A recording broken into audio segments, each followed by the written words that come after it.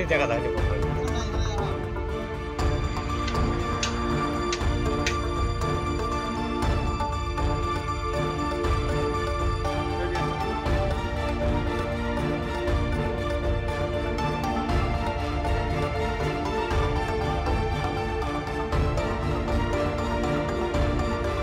আপনাৰ জড়িয়ে মই চৰকাৰক আহ্বান কৰোঁ যে আমাৰ এই কাছখানা গাঁও পঞ্চায়তৰ অন্তৰ্গত দহলপুৰ গাঁওখনৰ এই যে কৃষি মানে ৰবি মানে শালি খেতিৰ মানে কৃষক ৰাইজে যে এই শালি খেতিখিনি কৰিছে, গতিকে এই শালি খেতিখিনিত মানে উই পোক না কি পোকবিলাক এইবিলাক পোক আমি চিনিও নাপাওঁ। গতিকে এই পোকবিলাকে আমাৰ শালি ধানখিনি নষ্ট কৰি আছে। প্ৰায় হাজাৰ হাজাৰ বিঘা মাটি আমাৰ মানে পোকে শেষ কৰে পেলাইছে।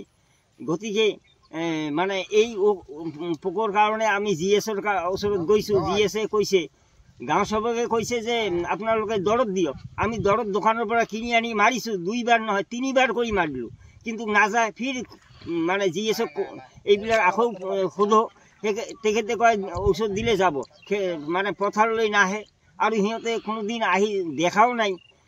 গতিকে আমাৰ মানে দুৰবস্থা, এই দুৰবস্থাত আমি আপোনালোকৰ জৰিয়তে জনাওঁ যে চৰকাৰে এই ব্যৱস্থা যেন অতি সোনকালে আমাক কৰি দিয়ে, নহ'লে আমাৰ এই শালি ধানখিনি যদি আমাৰ মানে নোহোৱা হৈ যায়, উই পোকে যদি খাই শেষ কৰে, তেনেহ'লে এই দুখীয়া ৰাইজে কেনেকৈ উপকৃত হ'ব বা কেনেকৈ ল'ৰা ছোৱালীক মানে প্ৰতিপালন কৰিব।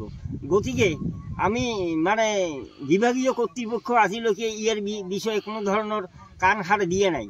গতিকে আমি আপোনালোকৰ জৰিয়তে চৰকাৰক আহ্বান কৰোঁ যে আমাৰ দহলপুৰ গাঁওখনত যাতে তেখেতে অনতিপলমে কিবা মানে তদন্ত কৰি আমাক যাতে যেন এই পোকৰ পৰা উপকৃত কৰিব পাৰে, সেইকাৰণে আমি আপোনাৰ জৰিয়তে চৰকাৰক আহ্বান কৰিলোঁ। তেখেতে যেন আমাৰ এই আহ্বান অতি সোনকালে ব্যৱস্থা কৰি দিয়ে। কৃষি বিভাগৰ লগত ইয়াত কেতিয়াও অহা নাই? না, কৃষি বিভাগ কেতিয়াও অহা নাই। আমি গাঁও সেৱকক জনাইছোঁ, গাঁও সেৱকে কোনো গুৰুত্ব দিয়া নাই, কোনো গুৰুত্বই নিদিয়ে। খালি কয় যে ঔষধ দিয়ক। ঔষধ আমি আনিলোঁ, 2 বাৰ 3 বাৰ মাৰিলোঁ। ঔষধৰ দামটো জানেই আপোনালোকে, 150-200 টাকাকৈ এটা 100 গ্ৰাম ঔষধৰ দাম লয়, কিন্তু কাম নহয়। গতিকে আমি এতিয়া চৰকাৰৰ পৰা মানে অনুৰোধ জনাইছোঁ যে চৰকাৰে ইয়াৰ কিবা ব্যৱস্থা কৰিব লাগে। কথাটা হৈছে আমাৰ এইখন ধুবুৰী জিলাৰ কাছখানা গাঁও পঞ্চায়তৰ অন্তৰ্গত দহলপুৰ গাঁও। ইয়াত প্ৰায় 1 পৰা 1.5 বিঘা জমিত একেবাৰে উই পোকা, চুই পোকা, গুই পোকা কিবা কিবি কয়, সকলো মানুহে কয়, কিন্তু সঠিক পোকাৰ আমি নামটো নাজানো। তেওঁলোকে ইমানভাৱে খাই তহিলং কৰিছে, যেতিয়া গৰু ছাগলী যেনেকৈ মুৰা কৰি খায়, এনেকৈ খাই গৈছে।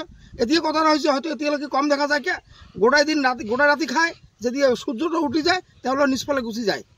কথাটা হৈছে আমি ৰাতিপুৱাৰ পৰা বিভিন্নভাৱে চালি দিলোঁ, এভেইলেবল পোকা একদম মানে সকলো নষ্ট কৰি পেলাইছে। আমি চৰকাৰক আপোনাৰ মিডিয়াৰ যোগেদি অনুৰোধ কৰোঁ, অতি সোনকালে আমার বিভাগীয় কর্তৃপক্ষ যে আছে, আমার কৃষি মন্ত্রীর আমি বিনম্রভাবে অনুরোধ করো অতি সোনকালে তদন্ত ক্রমে আমার ইয়াত উপযুক্তভাবে মেডিসিন দিয়ে ব্যবস্থা করার কারণে আমি অনুরোধ করিল। কথাটা হয়েছে আমি ইয়ার আগত জিএসও কৈছো, কোৱাৰ পিছত জিএসে কৈছে এই মেডিসিন দিলে হৈ যায়, কিন্তু মেডিসিন কি মেডিসিন দিম একো আমি গম নাপাওঁ।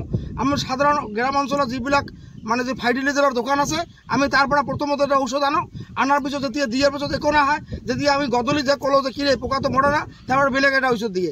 এনেকৈ ঔষধ দি আমাৰ যিটো গাঁঠিৰ ধন প্ৰায় শেষৰ পথত পৰিছে, কিন্তু এতিয়ালৈকে আমি উপযুক্তভাৱে ইয়াৰ কোনো সমাধানটো পোৱা নাই।